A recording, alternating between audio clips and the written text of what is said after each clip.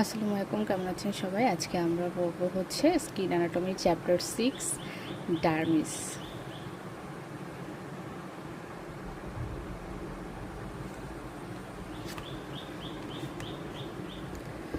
প্রথমে যে অংশটায় আসি, যে কন্টেন্টস অফ ডার্মিস, কন্টেন্টের মধ্যে যে সেল থাকবে, কিছু ফ্রি সেলগুলোর মধ্যে যেটা দেখে আমাদের মনে হবে যে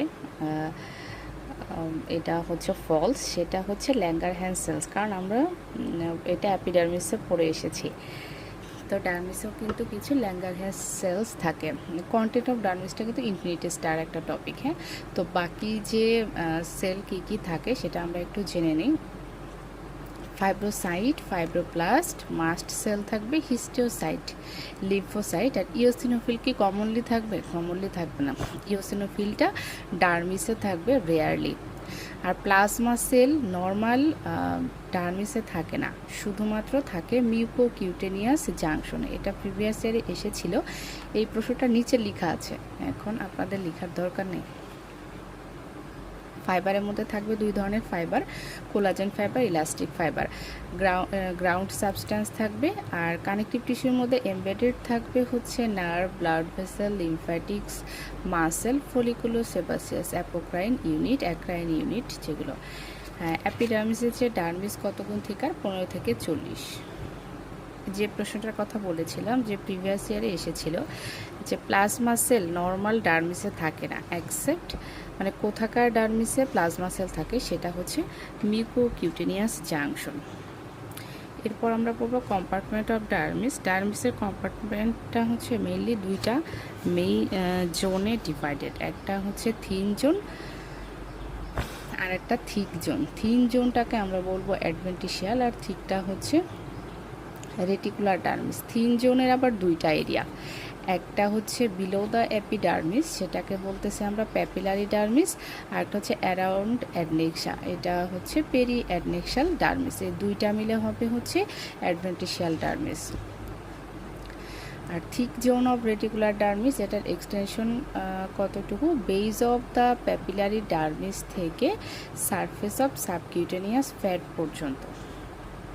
ফেস এবং নেকে স্ট্রায়াটেড মাসেল দেখা যায় রেটিকুলার ডার্মিস, এখানে রেটিকুলার বদলায় প্যাপিলারি, অ্যাডভেন্টিশিয়াল এসব দিয়ে দিতে পারে।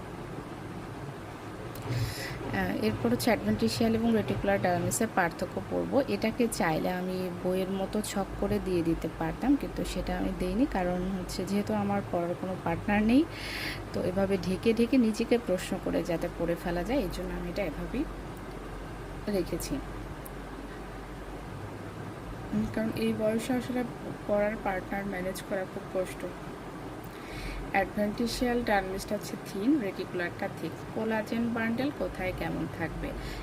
অ্যাডভেন্টিশিয়াল ডার্মিসে থাকবে থিন, কিভাবে অ্যারেঞ্জ থাকবে? হ্যাপ হ্যাজার্ডলি। আর রেটিকুলারে থাকবে থিক, অর্থোগোনালি। ইলাস্টিক ফাইবারটা এডিতে হচ্ছে ডেলিকেট ব্রাঞ্চিং, আর আরডিতে হচ্ছে ম্যাচিউর কোর্স ব্রাঞ্চিং। এরপরে যে জিনিসগুলো আসবে সেগুলো অ্যাডভেন্টিশিয়াল ডার্মিসে বেশি বেশি,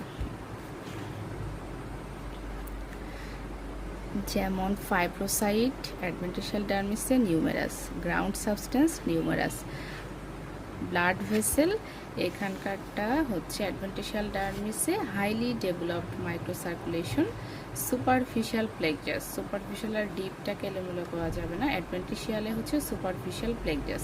আর রেটিকুলারে কেমন? Fewer, less vascular, deep প্লেকজাস।